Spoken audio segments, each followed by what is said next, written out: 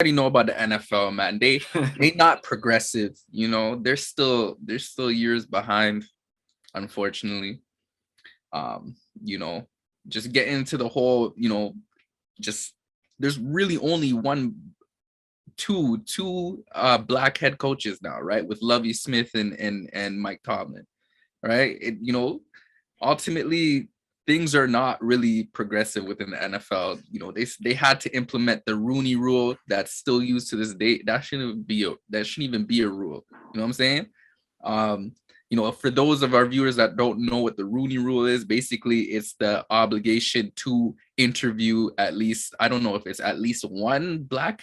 It's one minority, so One minority for a head coaching position, right? So, I mean, just to have that rule, I mean, like these NFL teams are just trying to hit their quotas here, right? They're just trying to, tick off a list. Ultimately, not really giving true consideration to these NFL to these black head coaches.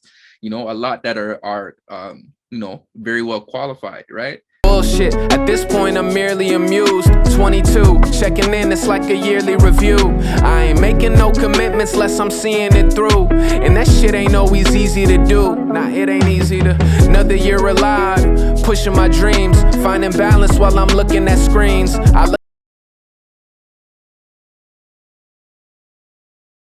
Going on? Canadian fam, US fam, all our fans around the world. It's the Josh and Denver podcast, or the Denver and Josh podcast. We've been away for a little while, but we're back. Your boy Denver right here. Yes, it's your boy Josh. Welcome back. Welcome back. It's been a long time coming. I mean, it's only been a couple weeks, but we back. Glad to see you, my dude. Same with you, man. Good to see. Good to talk to you. Before this, we were even talking about like some of the Marvel movies are coming up. Like, I'm finally gonna go see Spider-Man this weekend. But if you've been following the podcast, like we're huge Marvel fans. Like we've seen every Marvel, movie since we were like in high school, and we saw them in high school together. So that's where we started. And so, yeah, I'm excited about going to see some of the Spider-Man coming up, and then I think Doctor Strange in May. Even on the DC side, we're not big DC fans, but we're gonna see Batman coming up in March. So that should be pretty fun. Yeah, man, it's gonna be exciting. I mean, I love that things are opening up, man. We're gonna get to, revisit the movies, man. The cinema, as I like to call it, the cinema.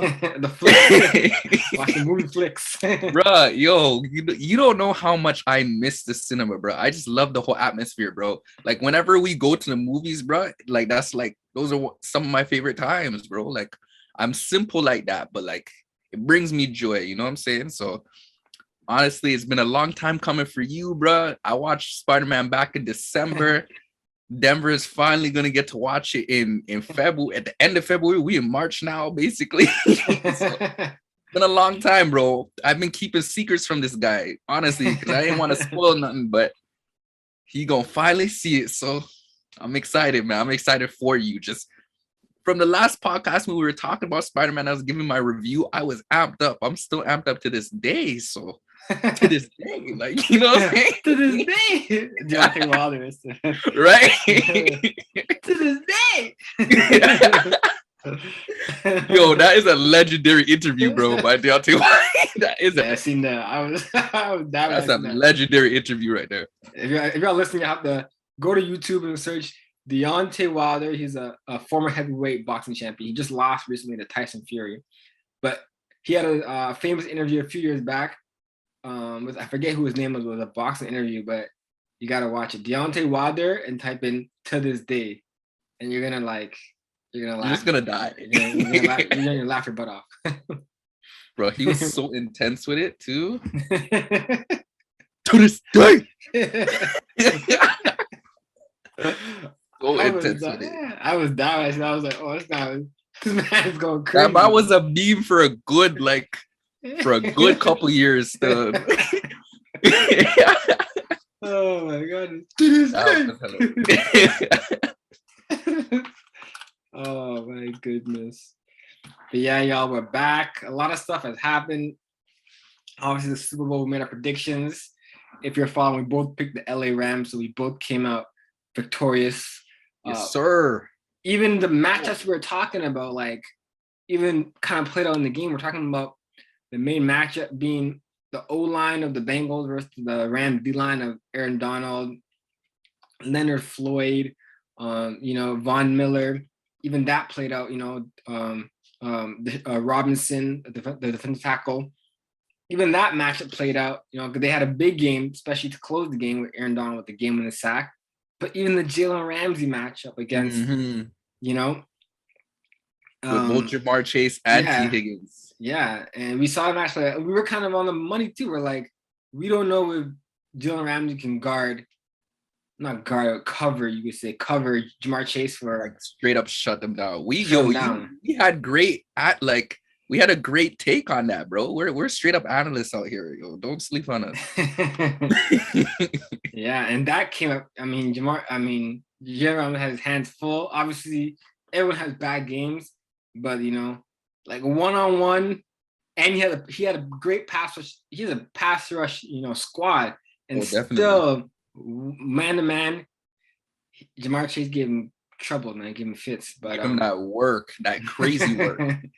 He gave him that crazy work. T. Higgins, that's that was a penalty, yeah. Yeah, that was questionable because you seen the face mask grabbed a little bit, so that was definitely questionable. But Jamar Chase gave him that crazy work. Like, yo, shout out to LaShawn McCoy, that crazy work. Like, yeah, it was rat just blew past him, man. Jalen Ramsey got exposed, I'd say. Yeah, I would say he can play man-to-man, but depending on the matchup, he's probably going to need, help over top. There's no shame, like there's very few guys that can just be on an island with somebody, caliber receiver as Jamar Chase, and not get beat or not get burned, as you would say. And so there's very few guys. We talked about it in the past, the Darrelle Revises, Deion. Champ Bailey, Deion Sanders. Very few guys that can be left on an island one-on-one and cover somebody. Yeah. So we saw that play out in that game as well. Yeah, straight facts, man. Super Bowl is an exciting time, man. Again, we picked the right pick. Everything that we, brought to the forefront in terms of our projections, it came to pass. What was a real heartbreaker though in the Super Bowl was Odell going down with that knee, bro.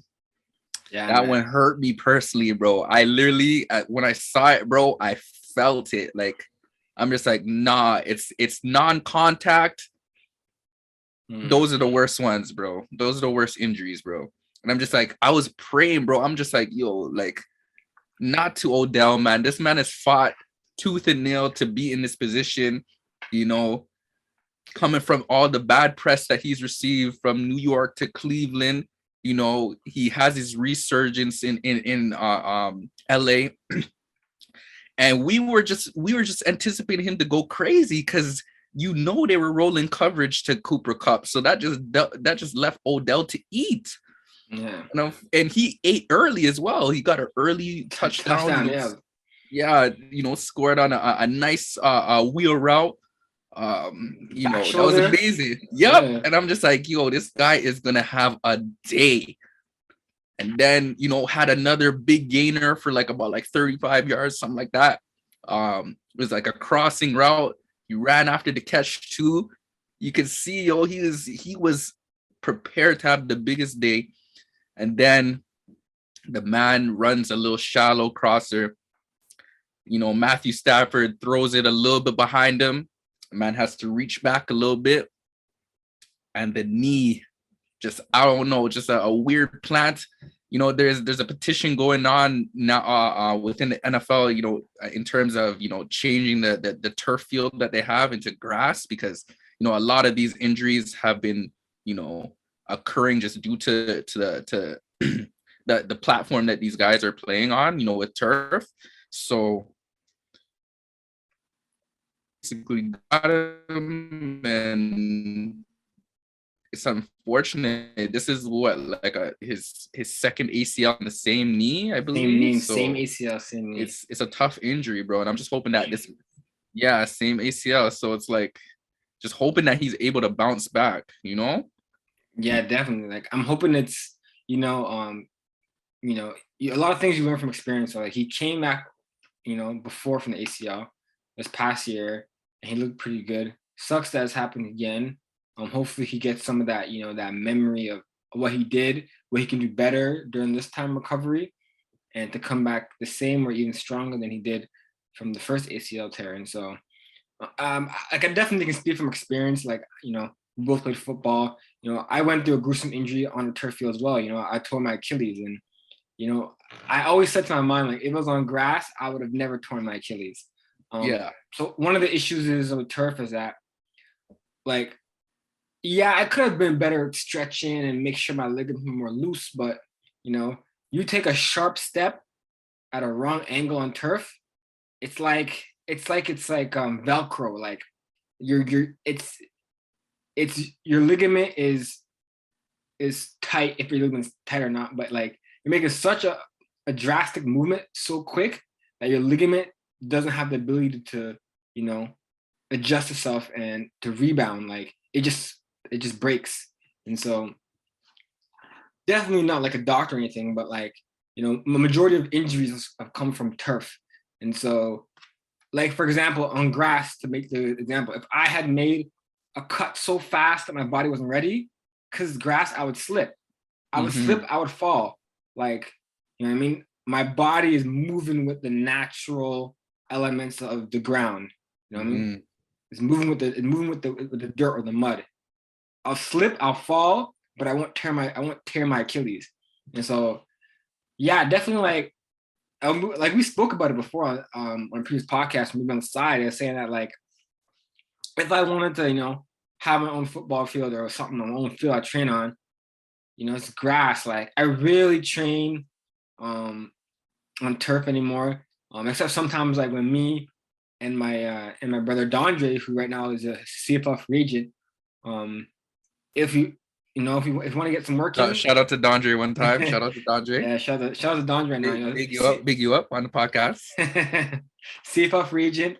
Y'all go out and sign this man. What y'all thinking about, man? Come on, man. But if we're looking to get some work, if we find a local field, if it's turf, we train on it. But I'm always like kind of like, hesitant. Like, man, like, did I stretch it well enough? Am I too tight? If I'm tight, if I train on turf, I make a bad move, I can like, pop my ankle or pop my knee or something, or pop my Achilles again. Like, so I'm like, definitely like, I definitely agree with that petition going on. I think a lot of the injuries would be a lot less injuries if we played more on grass. And so I think with soccer players, do soccer players tear the Achilles or the ACLs as much as football players? I don't know the stats, but yeah, I don't really hear much about that. But then again, I mean, we're not really in the soccer world like that, so I don't know. But I believe isn't the soccer pitch usually in grass? Yeah, like I don't. Soccer players don't play on turf. They only play on grass. They play on turf. Yeah, so I mean, that's a great decision on their part. That's something that the NFL should adapt. I mean, if you see these injuries, man, you see like this really, again, could decrease the amount of injuries. We could see the players that we want to see on the field, basically if we just implement that grass, and on these fields. I mean, it's a great point that you brought up too. I mean, just, with yourself, bringing up yourself. I mean, I played on turf too, back at York, but I mean, I've been lucky enough to not make the wrong cut, but it could have like been over for me in a second, if that was the case. So I mean, it could have been over for any one of my teammates, anyone that basically practices on the turf field and plays their games on one too. So I mean, it's definitely great to. I mean, it's definitely good that it's definitely beneficial to avoid that, what I'm saying? Avoid that potential case of injury. And let's go grass, man. Let's go grass. Let's go green, man. Agree, man. I think one of the reasons why a lot of stadiums, transition to turf is because the maintenance, like, it's a lot to maintain grass field, and it's debatable. But in the fall and the winter, turns to mud and slush, and I guess for make the game more presentable, it's and for less maintenance. That's the stadiums went to turf. There's also argument that players run fast on turf, but I don't know. Yeah, that's what I was about to bring up too. I don't know if those stats really. I mean, I would see the science on that. Like, do I run that much faster on turf than I would on grass? Maybe it's true. I don't know. But I don't know, man. Yeah. But not every team in the NFL has turf. So I mean, if it's a game on a grass field, to me the players still look fast. So I don't know. Yeah. I mean, I'm feeling like, if the grass is low trimmed enough, then you're gonna be the same speed, whether it's turf or it's grass. So let's go grass, man. Let's go green, man. Sign the petition. Oh man, they're running for office right now, dog. I know, right? Oh man, but yeah, it was a great game up until the last minute of the game. In case you guys weren't really want a bit of a recap in the game went down to the wire. Joe Burrow had the ball, to try to drive and potentially win the game. And the Rams defense, wasn't having it. Aaron Donald woke up. I believe it was, the series before, the same series where he pushed Joe Burrow out of bounds. And he hasn't, I think it was out of the third quarter. It was earlier in the game, like end of the third quarter. They woke this man up. They woke up the beast, man. They poked the bear, As they always say, don't poke the bear. He was kind of having like a, a so-so game. Wasn't really, making a lot of tackles and stuff like that. After that push out of bounds and, the players wanted to fight him on the sidelines, it woke him up. And like, from then on, he was like a beast, you know what I mean? And so I believe he had like a sack and a half in the fourth quarter, like dominated that game-winning sack of Joe Burrow or game-winning, pressure. And that was that, that was a wrap. And it was a very tight game, back and forth. The Bengals almost had it, to be honest. The Bengals almost had it. If it wasn't for that game-winning drive down the stretch, to win the game to Cooper Kupp, Bengals were right there, man. They're right there. Yeah, definitely. Let's shout out, because we were both defensive players in university. We need to shout out the defense one time, man. Defense was championships, man. Without that pressure from Aaron Donald, I mean, Von Miller also, I mean, like, I don't even remember, but I really took it in, when I was watching the Pivot podcast. I don't know if you keeping up with the Pivot. Yeah, with Channing and Ryan Clark and Fred Taylor. When they went to go see Raheem Morris. Yeah, Raheem Morris. Raheem Morris brought up a great point. Von Miller had 2 sacks in the Super Bowl, bro. I didn't even remember that. He did, but he was balling. He was balling. Defense was championships for real, bro. The pressure that Vaughn was putting on, the pressure that Aaron Donald was putting on. My boy Leonard Floyd. Is that Floyd? So basically, those mans were putting in work, bro. Just honestly, just putting enough pressure on Joe Burrow to make him, not feel the best in the pocket. Yeah, man, it's just, big plays made. That's how got to give the defense some love, man. Honestly, I mean, offense definitely did what they needed to do, but it's a defense that closed it, man, and that was much needed to ensure that Super Bowl win. Yeah, and definitely that saying goes true. Offense can score as much points as they want, but the defense needs to get stops for them to win the game. That's just point blank period. That's just football 101. Even we saw this last year in the Super Bowl. Tampa Bay, their D was stacked. The same stacked players that the Rams had. The Buccaneers had some dogs last year as well. You know what I mean? Mm-hmm. And so defense, you definitely need a decent to really good defense, to have a chance in the NFL. And so this definitely makes things interesting going to next year. Like, can the Rams keep all their players? Because I remember they mentioned that Aaron Donald, like right before the game, like the reporter just like casually said, Aaron Donald might retire if they win. I was like, what? That's big news, man. Like, ain't no casual news. Yeah. And so I think he announced that, they'll try to run it back. So I believe Von Miller's coming back, Aaron Donald's coming back. Leonard Floyd's coming back. They're gonna bring back the entire squad. Ashawn Robinson, the defensive tackle, that had a great game in stopping the run in the Super Bowl.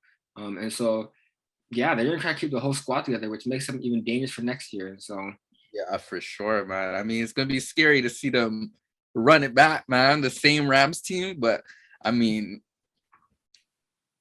we'll really see what happens, in the upcoming season. I mean, I'm wondering, are they really gonna keep Odell? Like, are they gonna, yeah, are they gonna re-sign him? I mean, he's coming off a big injury with ACL. It's gonna take what, like about 8-9 months for recovery, so he's not gonna be available at the beginning of the new year.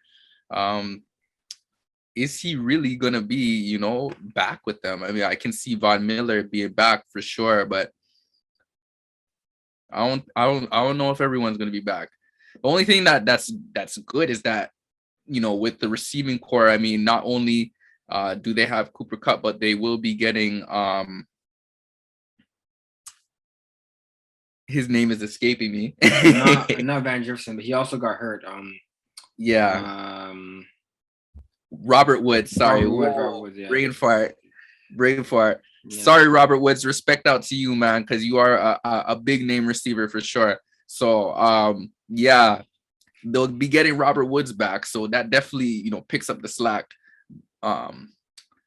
But I feel like that addition with Odell, man. I mean, if Odell is your third option after Robert Woods and Cooper Kupp, man, they're gonna be even scarier. But I don't know if they're going to make that risk in terms of keeping Odell in his contract after just a gruesome injury, or not a gruesome, but just it can be a career altering injury, right? The ACL. So we'll see, man. Yeah, he probably won't be available till the end of next season. Like, it's better if you tear your ACL at the start of the year, because then you get to come back, for the majority of the season of the next season. And so that is unfortunate. He probably won't be available until end of the season, maybe playoffs. But that's a great point you mentioned. The Rams won, and they're missing like two big factors in offense. They're missing Robert Woods, who got hurt, and they're missing Tyler Higbee. He didn't play in the Super Bowl.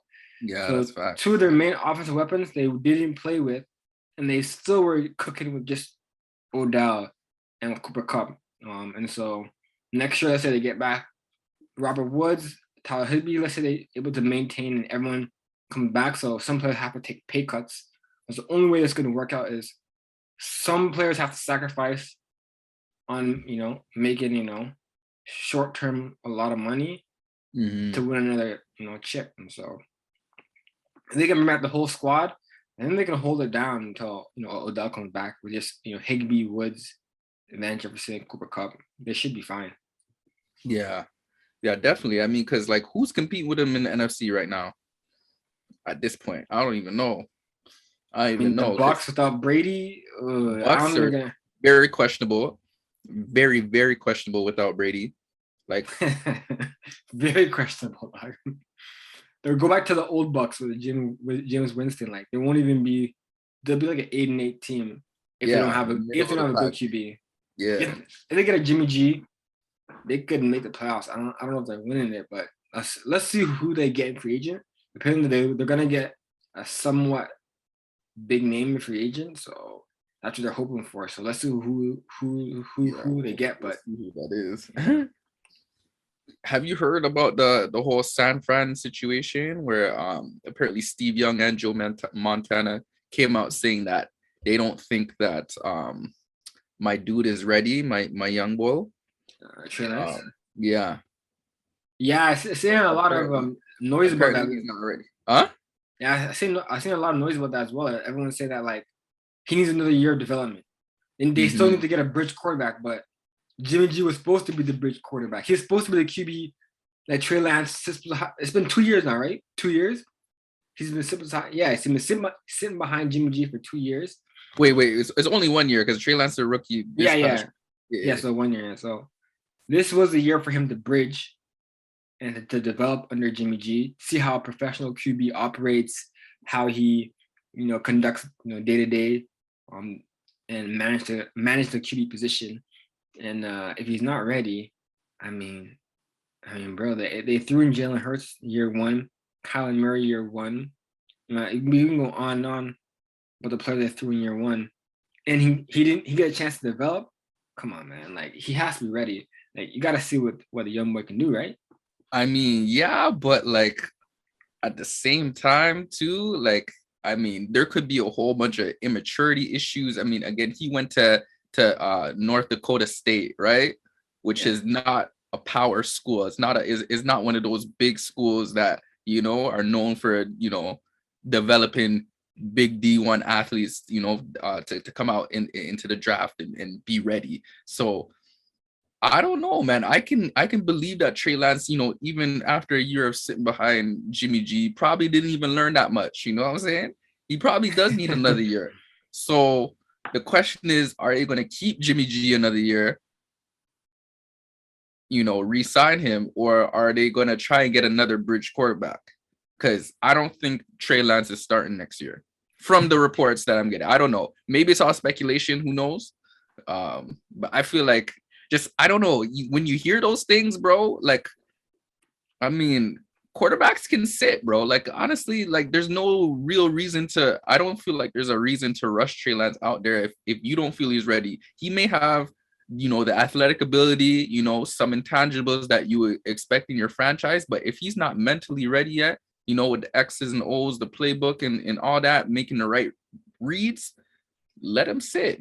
Jordan Love's been sitting for time. He's been sitting behind Aaron Rodgers for a good while. Aaron Rodgers, when he was sitting behind Brett Favre for a couple years too. So there's nothing wrong with letting these dudes sit.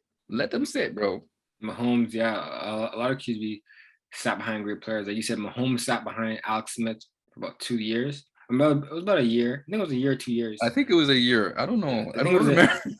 I think it was a year, but even then he sat behind him. Like you mentioned, Aaron Rodgers sat behind Brett Favre. So it's definitely doable.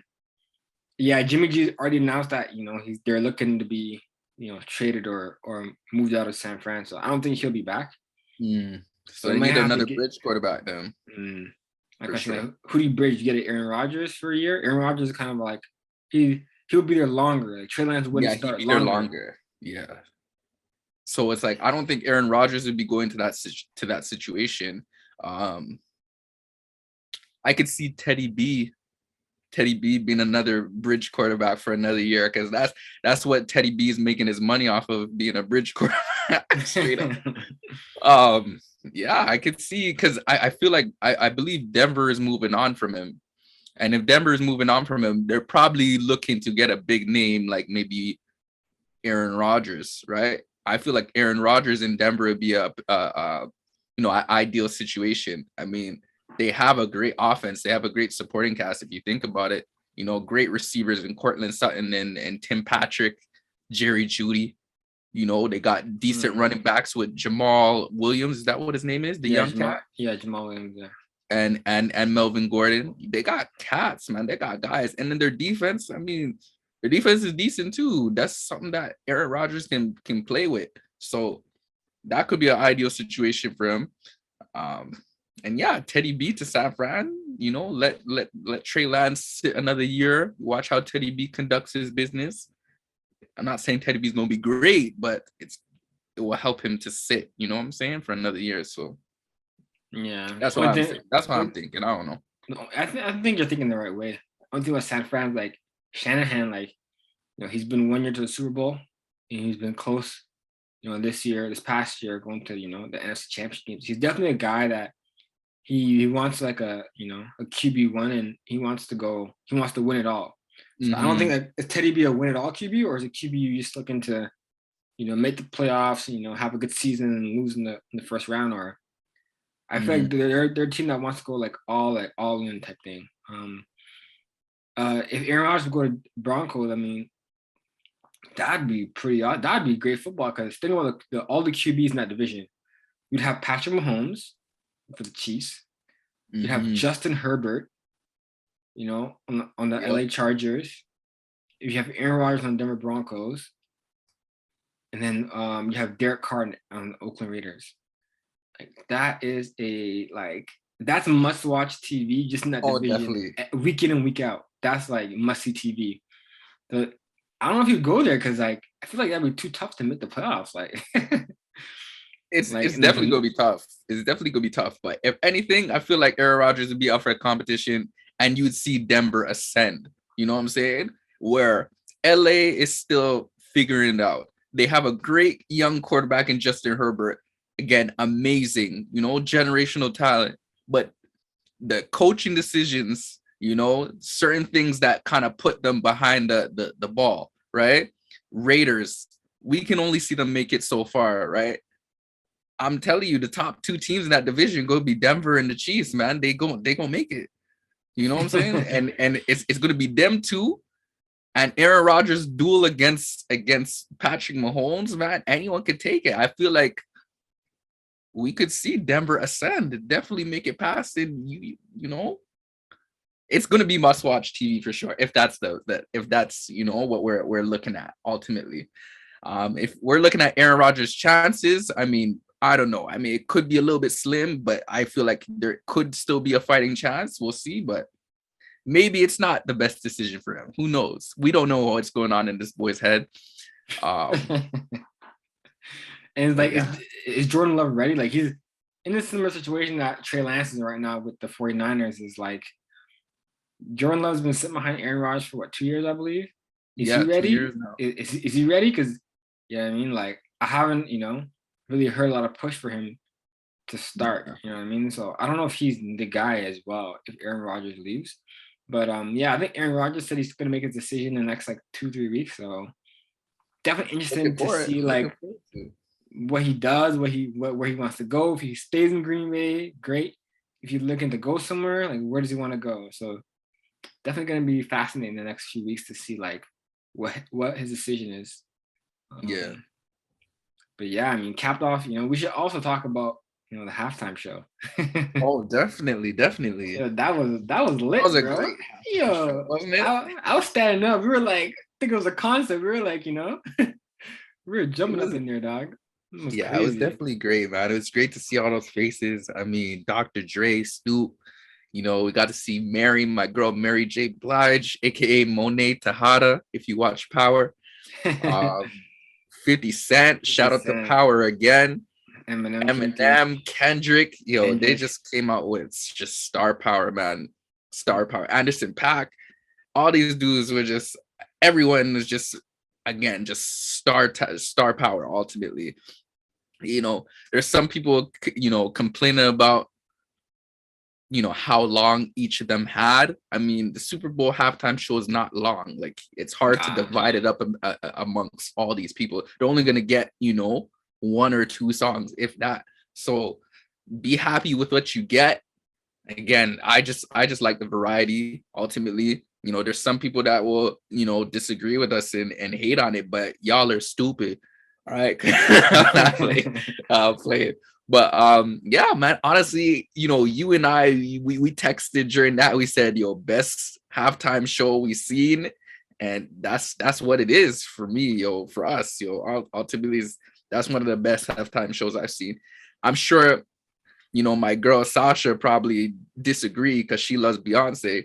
So, girls love Beyonce. So, they gonna go with Beyonce every time. But this was the greatest halftime show for me.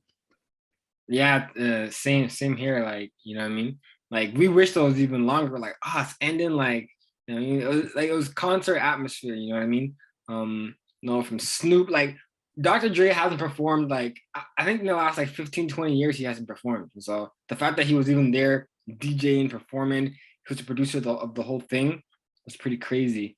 Like I said, everyone had their little part. It was phenomenal. Like, I was surprised when I saw 50 Cent because he wasn't announced he was gonna be there. Yeah, I mean, facts. I was like, "What? Yo, 50's here?" I was like, "Yo, I thought they're gonna bring up the game. I would have been crazy because the game is from Compton. Yeah, he's from that Cali area, and so I thought they're gonna bring him, and that would have been crazy. But it was still pretty good even without him. But yeah, man, and bring back. I was like, man, they gotta do a West Coast tour, man. Add an Ice Cube, maybe the game or something, like a West Coast tour from all the OGs. That'd be crazy, man. That'd be insane. Real California love right there. Man. Oh, Yeah, that was man. amazing, bro. Honestly, yeah, man. Shout out to the halftime show. That's usually one of the most watched features on TV, across the world. Some people don't even watch the actual Super Bowl. They just watch the damn halftime show, you know what I'm Yeah. saying? So they did it right, honestly. Yeah, they founded it right. You know what I mean? Like, imagine Dragons, Maroon 5. Like, I'm not watching that. I'm just being honest. Sometimes, I mean, I think 2 years ago or last year, I think it was Shakira and Yeah, it was J-Lo. Shakira and I mean, I didn't really Usher. watch that. I mean, like, it's gotta be like, people that I grew up listening to, to be able for Yeah. me to, actually enjoy it. And so this was one that I actually enjoyed. They did it right in Inglewood. First time they had black performances in the Super Bowl, which is even crazy because Super Bowl's been we've seen other people like Beyonce perform, but like, Yeah, we see Beyonce, Janet Jackson but back like, in the day. but rap performers is the first Yeah, time we had a yeah. rap artist perform in the halftime show. And so Mhm. that, I mean, NFL been around for so long, and that shouldn't even be a stat, bro. But that's crazy, man. They finally got it right. We already know about the NFL, man. They not progressive, They're still years behind, unfortunately. Um, just getting into the whole, just there's really only two black head coaches now, right? With Lovie Smith and Mike Tomlin, right? Ultimately things are not really progressive within the NFL. They had to implement the Rooney Rule that's still used to this day. That shouldn't even be a rule. You know what I'm saying? For those of our viewers that don't know what the Rooney Rule is, basically it's the obligation to interview at least, I don't know if it's at least one black. It's one minority, so one minority for a head coaching position, right? So, I mean, just to have that rule, I mean, like these NFL teams are just trying to hit their quotas here, right? They're just trying to, tick off a list. Ultimately, not really giving true consideration to these NFL to these black head coaches. A lot that are very well qualified, right? Man's like Eric Bieniemy, on the Chiefs. He's been patiently waiting on the sideline behind Andy Reid. A great reason for the success in Kansas City. Definitely deserves a head coaching job. Raheem Morris, the defensive coordinator who just won the Super Bowl with the Rams, definitely great, should be in consideration for a head coaching job. There's definitely so much more that we can name out. But they just, unfortunately, they still don't get a real chance in the NFL, man. And that's why I say they're not as progressive as they like to seem, as they like to make themselves out to be. Yeah, I definitely agree. And they're trying to throw in like, I don't know, I'm gonna say, you're not mentioning Mike McDaniels of the Dolphins. Okay, he's biracial, but I mean that came as a shock to me because I was like, the fact that they even like had to say that, because when he had his press conference, no one knew he was even biracial. Yeah, I thought he was white to me, yo. Hey, I thought he was white. And then they threw it out, oh, he's a minority hire. I was real like, whoa. Like the fact that, you had to say that, it's just crazy. Like the fact that like no one even knew he was even biracial. And they threw that out at the press conference so everyone could be like, oh, okay, like calm down on the whole diversity talking. So exactly like you said, it's unacceptable. And where we're all stemming from this is a head coach Brian Flores. And so this offseason, he was fired from the Miami Dolphins after turning the team around. So he's been the head coach for the Miami Dolphins for about 3 years. The last 2 years, they've had a winning records. The Miami Dolphins, like I said, they don't have Tua's growing, he's learning, he's still maturing, he still has ways to go as a QB. But like, he was given like I would say a bad hand, and he's made it into a great hand. He's been winning games for supposed to be losing situations. And so why we're all talking about this, why this is all coming up, why you guys are seeing the headlines a lot about the lack of black coaches, the lack of diversity, is because Brian Flores has been doing a great job with the Miami Dolphins. 2 back-to-back winning seasons. They just barely didn't make the playoffs, and he got fired.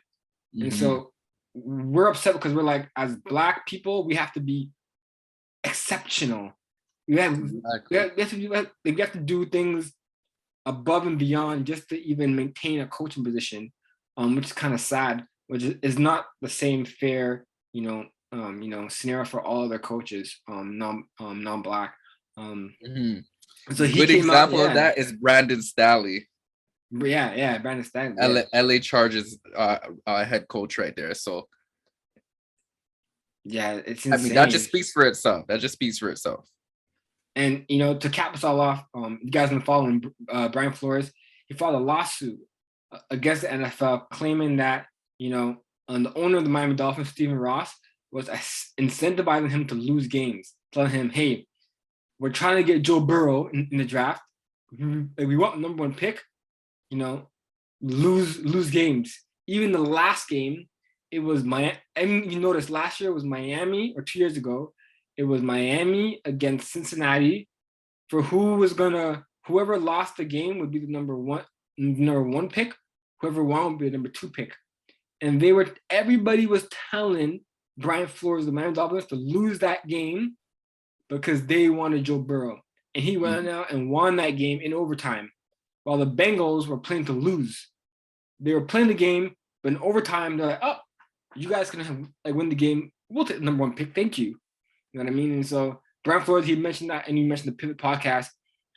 He mentioned, I believe on the I'm Athlete podcast, that he went to win that game. He was trying to win that game. He didn't care about who was getting the number 1 pick and the number 2 pick. And they got that number 2 pick because they won, and they picked, Tua.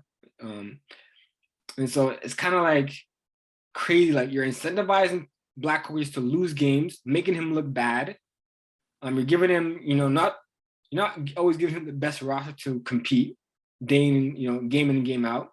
And then when he's doing the best with the hand he's dealt, you fire him. Like, it's just ridiculous at this point. Definitely, man. And yeah, that's what I'm saying, man. That's why I'm saying, the NFL is not as progressive as they try to make it seem out to be. And it's just, it's harder for people who look like us to, gain these positions and stay in them, just because, again, we have to work so much harder to, we have to exceptionally perform in order to stay in the position, or else, we're kicked to the curb, because, it's ultimately, it just sucks, man. It's just rough for us ultimately. Shout out to Brian Flores though, and Mike Tomlin for getting Brian Flores a part of his staff.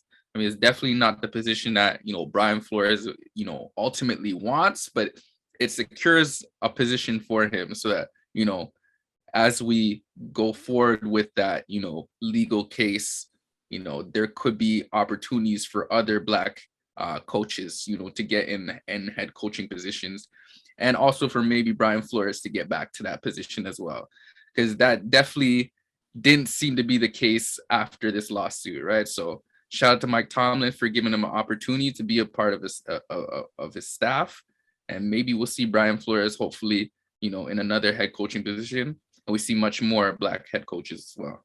So yeah, man. Shout out to the Pivot podcast and I Am Athlete, man. I love those podcasts right now. Yo, that's honestly what we've been listening to, you and me. Man, they coming out with some heat, bro. Ultimately, those are the big bros right there. So shout out to those people. I mean, ultimately, I feel like, I'm just segueing, but I just feel like just the fact that they broke up, Fred Taylor, Channing went their separate ways, and Brandon Marshall went his separate way, man, that just made for extra good content, man. Ultimately, I mean, it's great that when they were working together, but them working apart, because the business didn't match up, ultimately it just created lanes, bro. Created lanes for both separate entities, and I'm just entertained by that, man. That's all I'd be listening to. The Pivot come out with some great episodes, man. I Am Athlete as well. Yeah, and I think the problem is like kind of the whole crabs in the bucket mentality, where we don't think that there's enough money, or there's enough for two of us in one lane or something. But I think that's definitely the wrong mentality. Like, there's money out here for all of us. We can all be in the same space. We can all be successful. We can all put out great content. So it's kind of sad, like you said, that, I like the whole chemistry they had with the whole crew there. And definitely had memorable moments, memorable guests. But the fact that, like you said, like, I guess business didn't line up and didn't agree on a lot of the same things.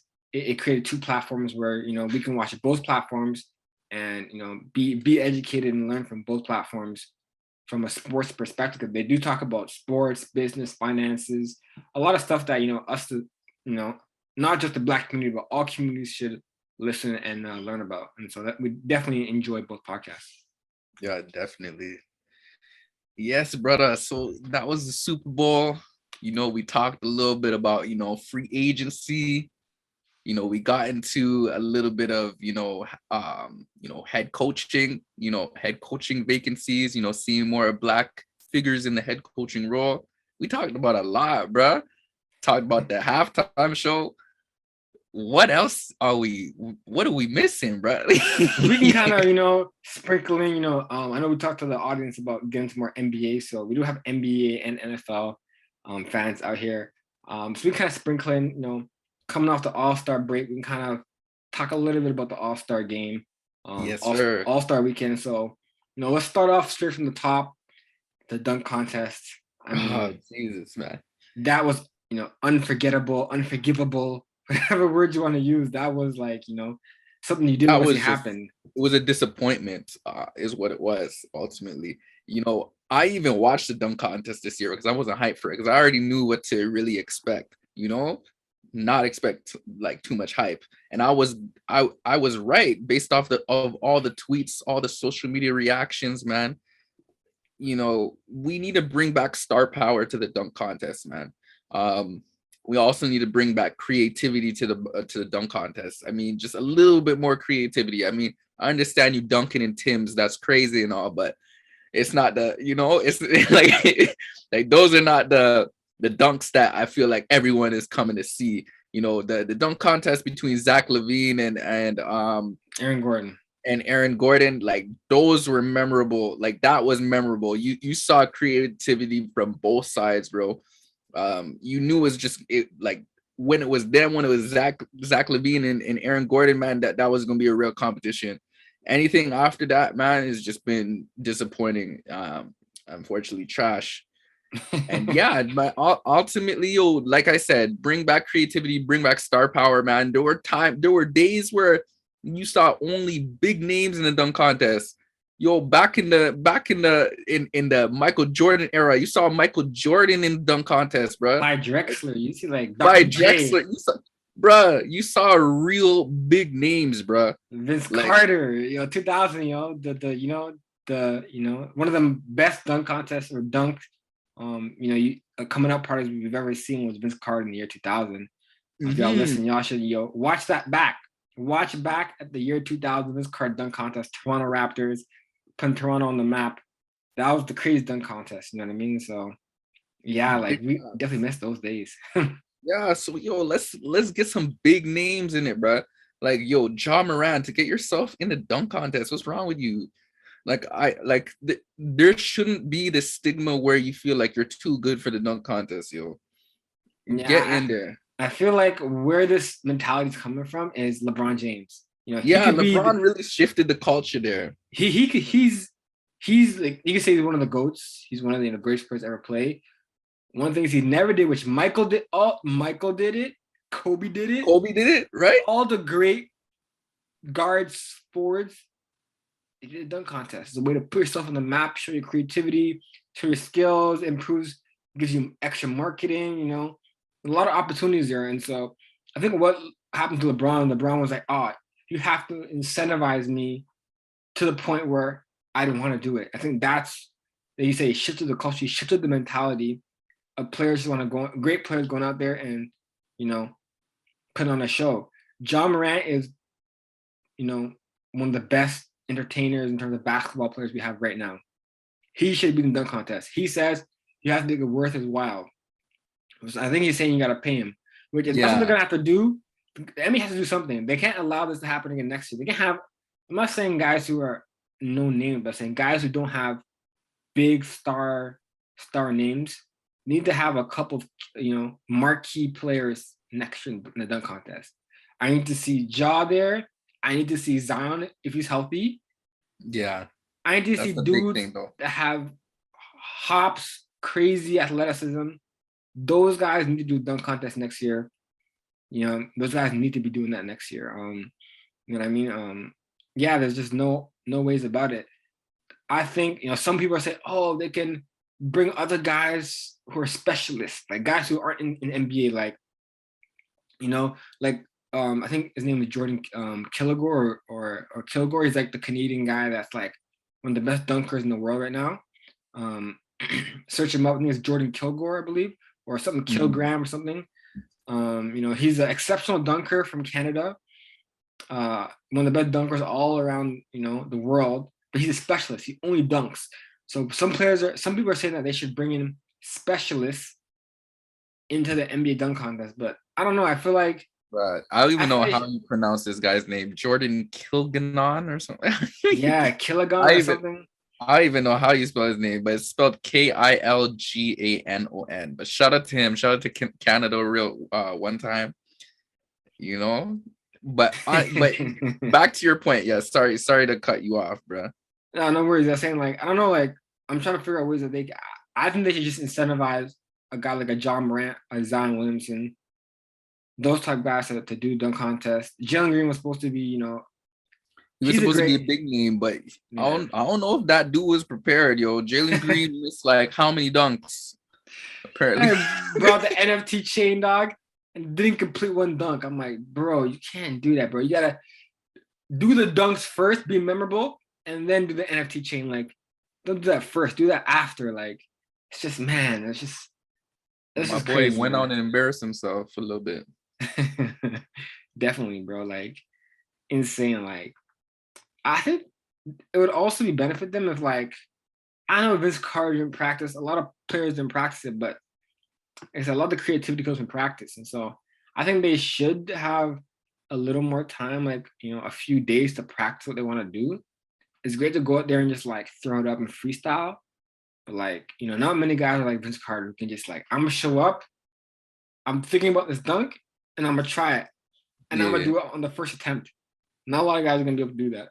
Yeah, definitely not. Not a lot of dudes were built like Vince back in the day. So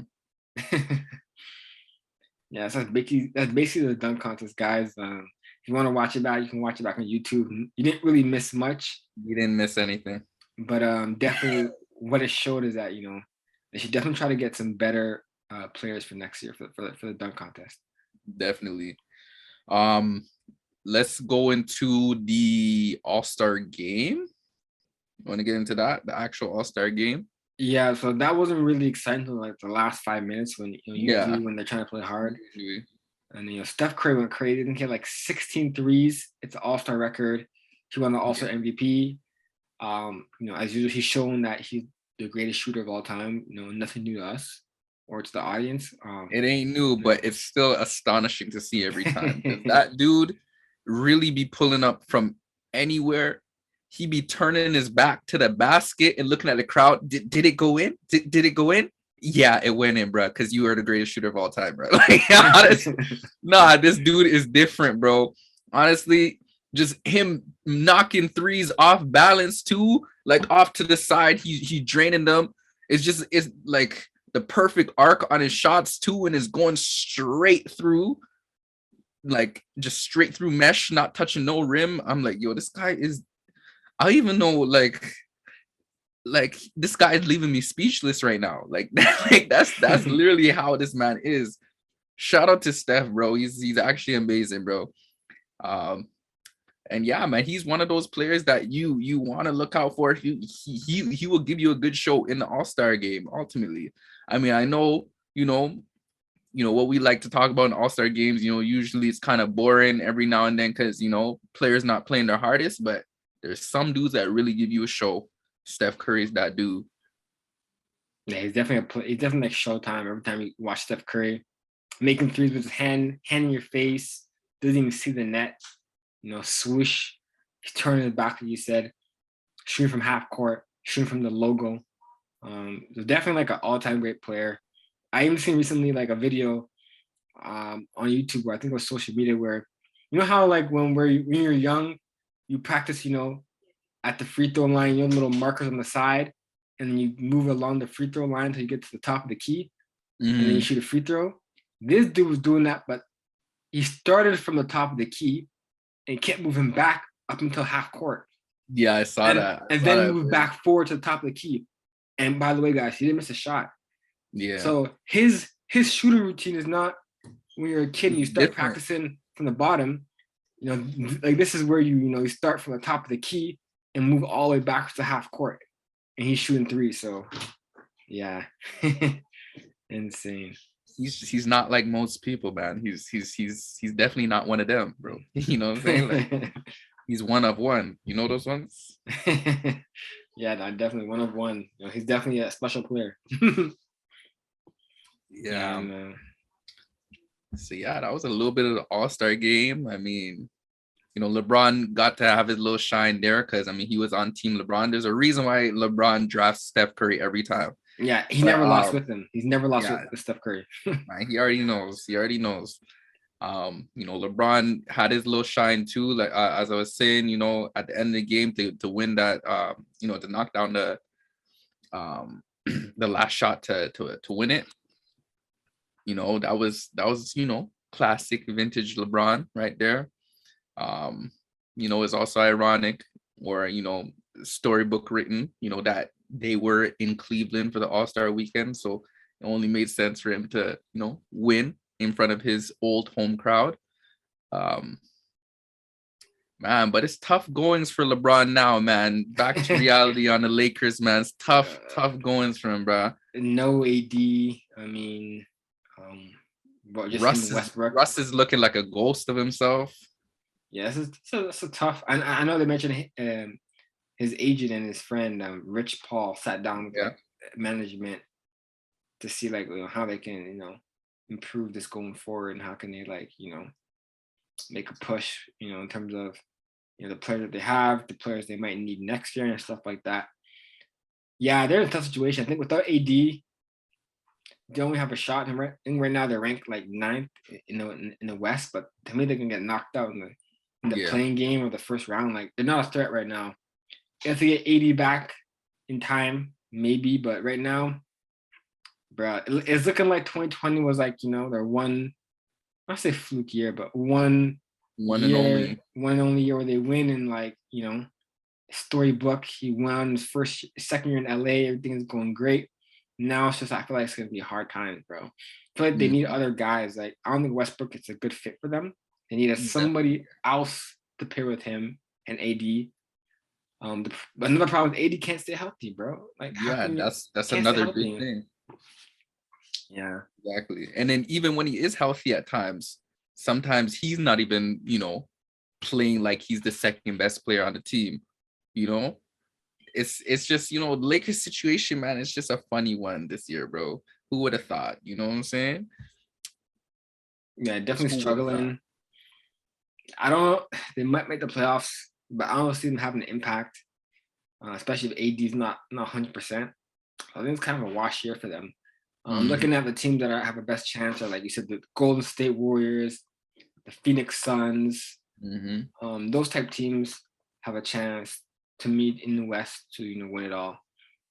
And so it's just tough time for Lakers. LeBron James still playing good, but it's not enough. Like he's gonna need a lot of help. He needs help. He's at that stage in his career, man. He can't do it by himself. He needs the help around him. He needs the right help. Yeah, definitely. And I don't know what to do. Like they gave up a lot of players to get those players. They gave up a lot of picks and players to get AD. Same thing for Russell Westbrook. To lean on those two guys to be the primary guys to help them win another championship. And that's not the case right now. Yeah. With Westbrook, I don't know what they do. I think he still has years left on his contract. I mean, after the year, do they try to trade him? No one's gonna want him. Similar situation to I don't know if y'all been following John Wall. They've been trying to trade him. He's been in Houston, but he's not playing. They've been trying to trade him for the last like almost 2 years. They can't find no one to trade for him.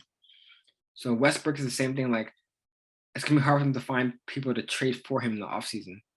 And the only way is if he plays better and maybe exactly like some he team needs says, to he needs to play better to increase his value. If not, like if he continues at this pace, like ain't nobody wants you, right? You like you know what I'm saying? Russ is, man, he's a different breed, bro. I don't know if it's confidence with him, bro. I don't know what it is, or if it's him being in his head the whole time, because like there literally be people in LA that be screaming, "Don't shoot!" Like you know what I'm saying? At home crowds, like that definitely has to mess with you. And you know Russ, man, you know the Russ face that he put on, you know, he definitely masks his feelings. I feel, you know, he doesn't really expose how you know things may be affecting him. But I feel like that affect anyone at their core, bro. Like, you know, having your hometown crowd, you know, just basically not even believe in you. You know what I'm saying? So it's unfortunate for him, man. It's unfortunate. I feel for him, but right, you gotta switch it up, man. Ultimately, you gotta switch it up. Yeah, there's one X factor here is his playing ability. If he plays better, he's gonna quiet the noise, quiet the crowd, quiet the fans, quiet the storm, the noise, the media. It all comes down to his play. If he plays better, it's gonna shut a lot of people up, including us. And so exactly. I feel like he's gonna have to figure it out towards the end of the season and start playing better, because LeBron they say he needs that help. There's no AD, there's no one else. It's LeBron and his squad, and he has no help. So Russ is gonna have to definitely step up and help him out, 100%.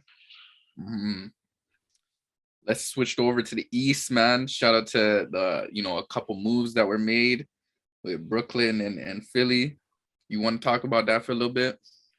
Yeah, and so, you know, James Harden, you know, he was hurt, wasn't hurt. We don't know. He wanted out.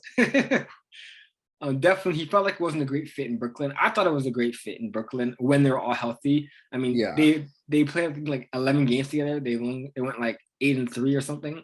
So they definitely like had great potential to be a great, you know, trio. But obviously Kyrie, he won't be able to play. I think he's going to be able to play soon, all games, because I think New York might lift his restrictions soon. But I think Harden just didn't like the environment, didn't like the team. He didn't like the chemistry with him, Kyrie and KD. Just don't like Kyrie. I think him and KD are cool. He just don't like Kyrie. That's what it is. There's a common denominator with Kyrie and and other, like the only one that really messes with Kyrie like that seems to be Kevin Durant. Yeah. And I don't know if that's just because of Kevin Durant's personality, where he's just like he's nonchalant. Yeah, he's just nonchalant. He's whatever, you know, as long as they playing ball, he's good. But he just doesn't mesh well. He didn't mesh well with LeBron. He didn't mesh well with you know, Boston. In Boston. He didn't mesh well with James, and James fought his way out there. But yeah, back to what you're saying, bro. Yeah, and so they made the trade that they've been talking about for the last entire year, since last offseason, was they traded Ben Simmons to Brooklyn and James Harden to Philly. So the only one that we can see playing out right now is James, because he's been back since the All-Star game. Miraculously, he's healthy now that he's where he wants to be. And him and Joel Embiid are looking like, you know, fantastic duo, looking like they've been playing together for the last, you know, 3-4 years, which credit to James Harden. He's a type of player, he can go to the rec center and ball out. He can go to Rucker Park and ball out. He's one of those guys that doesn't matter what team he's on, Houston, OKC, Brooklyn, he's going to ball out if he wants to be there. And so he's one of those players that he can mesh quickly with the team. And you're seeing that chemistry in the last, like, just 2 games they played together. They looked amazing. They're 2-0. Him and Joel Embiid, team playing great. You know, other stars stepping up like Tobias Harris, Maxey. You know, they're looking really good. You know, Tybal. They're looking pretty good as a team. So they're definitely going to be a threat in the East. It's definitely a scary team. I can see them beating Chicago. Chicago's kind of young. I can see them beat Miami, who's number 1 in the East right now. It's gonna be tough with Lowry and Butler and the core they have, but they could potentially beat Miami. So they're definitely be competitors for sure. 1,000%. And Brooklyn, it's we haven't seen it yet. Ben Simmons, I'm saying it's gonna be a crazy trio with Ben Simmons, KD, and Kyrie, but I don't know if I trust it. Still a lot of unknowns. Ben Simmons is still hurt. I thought he was ready to go. I thought he just wanted a new situation. A new situation is good to go. Oh, he's hurt. Kyrie, we don't know yet. He should be able to play full time in the next few weeks, but there's so much unknowns and uncertainties. But that's what's going on in the East right now. Yeah, man, it's gonna be interesting situation in the East. I mean, I even heard, just going back to Philly, like people are saying like this is a reimagining of Kobe and Shaq with James and Embiid. I mean, that's really a lot of expectations to live up to. I mean, that's kind of wild saying that, but they are a good duo so far. We'll see how that progresses and how far they do make it into the East. I've also seen a lot of tweets where, I mean, the way James Harden kind of pushes himself out of teams. I mean, he kind of, portrays himself as being out of shape or being hurt. They said this man has like a portable fat suit or something like that he puts on a fat suit every time he wants to get out of a situation, just to make it seem like, oh, I'm out of shape, like like don't move forward with me and I want out. And then as soon as he gets to his new team, man, he's in shape. He's all like, he's ready, he balling. I don't know how James Harden does it, man. Honestly, I don't know how he does it, but he does it, bro. And I like to see him in this situation. I love to see him balling. I like how Philly's coming along. This is just what Embiid needed. Definitely doesn't miss Ben Simmons whatsoever. He is glad to get rid of him. And yeah, man, he definitely has a good co-star that can definitely compete. And yeah, man, it's going to be scary hours for Philly, man, honestly. Can't wait to see what happens, man. Yeah, it's definitely going to be very, dramatic and entertaining down the stretch. Like I said, there's so much good teams. Brooklyn.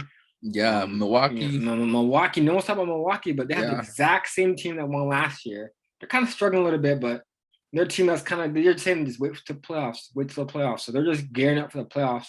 Same team as last year in the hunt. Obviously, you have Miami. You have Chicago. We could talk about our Raptors a little bit. They've lost the last 2 games. I'm struggling a little bit, but we're a team that can get hot and cold pretty quickly. But to me, I don't think we have enough horses yet to make a deep push in the playoffs.